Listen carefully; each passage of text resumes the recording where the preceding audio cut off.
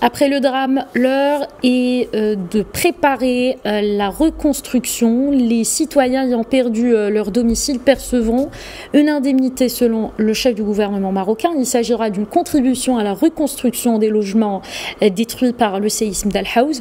Pour en parler, en jouant en direct, Salma Naji, architecte, anthropologue depuis Tiznit. Bonsoir Salma Naji, bienvenue.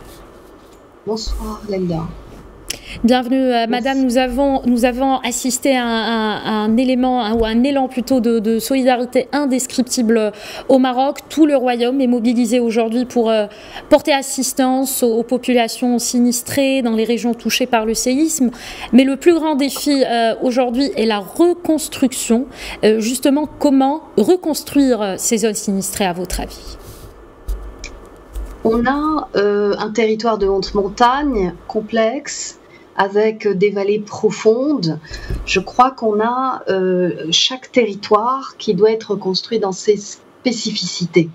Et donc en fait, on a des villes, on a des villages, on a des sites complètement reculés, et puis en même temps, on a des azib, on a des étables, on a des bergeries, on est sur des sites agraires, des sites agricoles. Donc, à chaque fois, il va falloir vraiment avoir une approche spécifique pour chacun de ces sites. C'est-à-dire qu'il n'est pas question d'aller prendre des choses qui se font en ville et les transposer à la campagne, mais plutôt essayer d'avoir diverses vitesses, diverses approches qui correspondent toujours à la spécificité territoriale, à l'identité des lieux. Et ça se fait vraiment dans un respect, bien sûr, des gens, mais aussi des normes sismiques. D'accord. Alors, vous êtes architecte anthropologue. Comment reconstruire tout en respectant justement l'héritage architectural riche et spécifique de cette région ? Écoutez, c'est une région très touristique, c'est une région qui touche Marrakech, c'est une région où il y a un patrimoine considérable qui est là, enfin ou qui était là. On pense à Tinmel, on pense à la Koutoubia, on a de vraies craintes, et on a en même temps des savoir-faire, c'est-à-dire qu'on a les gens, les locaux, les personnes qui habitent, qui sont aussi parmi les plus performantes, les plus expertes du royaume. Nos ma'almines sur les chantiers proviennent d'Azilal, proviennent de Ouarzazate, proviennent de Tounfit, proviennent de la région un peu plus bas, Taroudant, etc. Donc automatiquement, c'est un foyer, il faut qu'on s'appuie dessus. Ce sont des populations qui sont à la fois des agriculteurs, à la fois qui sont capables, si vous voulez, de gérer des gîtes, de gérer des... Et très attachés aussi à leur héritage historique et culturel. Et du coup, on ne peut pas faire une restauration, on ne peut pas faire une restructuration, on ne peut pas faire un habitat dans la dignité sociale si on oublie cette origine, cette assise, la culture amazigh si profonde en ces régions. Alors, la culture amazigh, l'héritage historique et culturel et ces zones sont aussi difficiles d'accès malheureusement. L'intervention semble donc difficile aussi dans ces types de sites. La question territoriale spécifique est une contrainte majeure, n'est-ce pas? Et comment gérer cela à votre avis?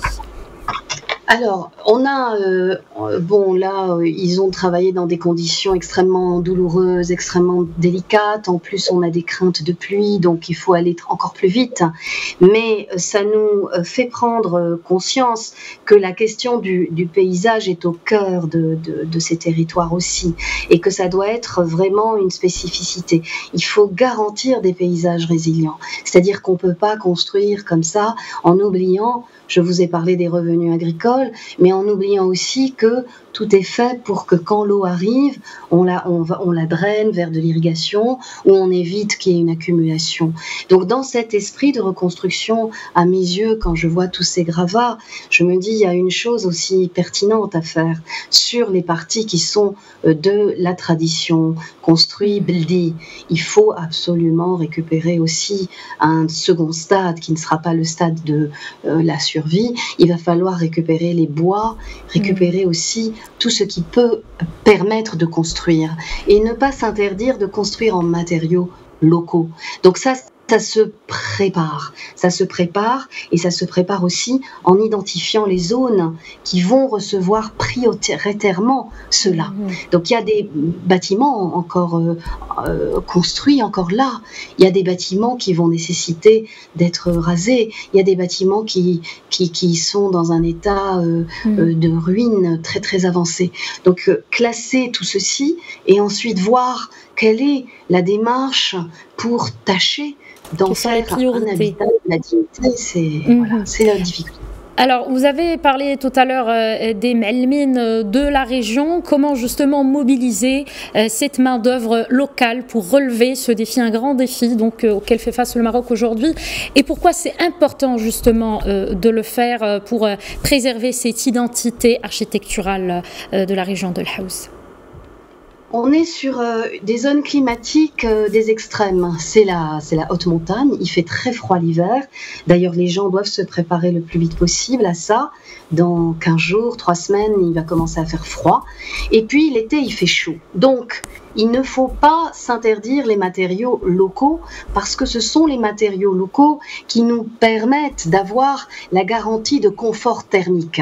Et puis, c'est ces mêmes matériaux locaux qu'on emploie dans d'autres pays du monde. Je pense à la Suisse, je pense à l'Italie qui utilise beaucoup le bois dans ses structures. Je pense bien sûr à l'Asie qui utilise de la terre crue et du bois. On a aussi dans nos propres régions des systèmes parasismiques. Le système parasismique que nous avons mis en place à Agadir, par exemple, il a fait appel à des savoir-faire locaux. Les Ma'almines n'étaient pas à Agadir, mais ils étaient dans la région. Ils se sont mis au service d'un système en pierre sèche et en bois qui s'est avéré lors du dernier passage de ce même tremblement de terre extrêmement efficace. Donc il y a à la fois la prise en compte du savoir-faire, la prise en compte des matériaux locaux dans une nature extrêmement intéressante où on a ce qu'on appelle une architecture de collecte, c'est-à-dire une architecture qui est disponible, où les bois sont là, où la terre est là, où la pierre est là, et ensuite les gens sur place. Si on s'assure par exemple de créer des coopératives de maçons et qu'on cherche dans les survivants, dans les personnes motrices, eh bien, on peut s'assurer de la sorte que rapidement, on mettra tous ces capacités à construire qui ont été la capacité de leurs aïeux, de leurs ancêtres, et on peut de nouveau les mettre en route. Parce qu'il faut que vous sachiez que ces architectures, elles ont sans cesse des reprises d'œuvres. C'est-à-dire que ce sont des architectures traditionnelles, souvent qu'on a reprises, qu'on a réajustées, qu'on a reconstruites, qu'on a retravaillées. Ce n'est pas l'architecture, et l'architecture parasismique aussi, n'est pas éternelle. Il n'y a pas de matériaux éternels. Il y a des matériaux qu'on peut réparer avec les moyens du bord. C'est aussi pour ça que c'est important que ce soit fait avec des matériaux locaux. D'accord, et qui dit justement reconstruction, dit bien évidemment savoir-faire d'architecte. Est-ce que, à votre avis, puisque vous êtes architecte et anthropologue, nous avons le savoir-faire nécessaire et les ressources nécessaires aujourd'hui pour reconstruire ensemble donc ces régions, ces zones touchées par le séisme, ou bien il sera absolument nécessaire de faire appel éventuellement à un savoir-faire étranger? Non, l'expertise est là. Personnellement, j'ai construit 20-30 architectures en pierre, en terre dans l'arrière-pays. Oued-Noun, Guelmim Oued-Noun, Souss-Massa, Dra, les deux régions.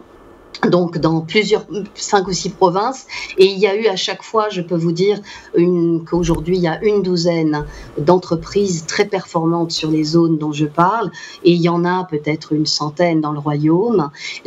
L'expertise est là. Les savoir-faire sont là, les exemples sont ici, je vous parle de moi, mais il y a d'autres confrères, tout le monde a son expertise dans la pierre ou dans la terre, et ceux qui ne l'ont pas devront l'apprendre rapidement, mais je pense qu'il va falloir avoir sans doute une organisation pour le respect des normes sismiques qui induit un architecte conseil, un ingénieur conseil, et que tous deux devront être de toute façon préformés. Moi, aujourd'hui, dans un pays souverain comme le nôtre, on n'a pas besoin franchement d'aller chercher des experts. Votre idée est claire. Merci beaucoup, Salima Nagy, architecte, anthropologue. Merci. Je vous remercie. Vous étiez avec nous en direct depuis Tiznit. C'est ça.